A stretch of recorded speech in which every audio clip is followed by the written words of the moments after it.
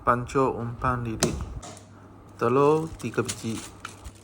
Minyak masak 120 ml. Green bag soya pasi 100 ml. Semua masuk plastik bag, kasih rata dulu. Tepung gandum 350 gram. Plastik bag kita ikatkan. Lepas tu kita tekan, kasih ratakan.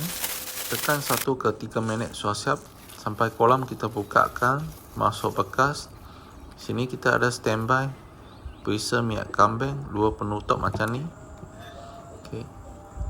Ini cara kepah. Okey, tekan dekat mata. Lepas tu kita buat lidik macam ni.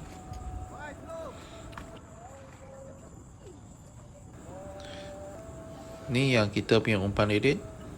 Okey.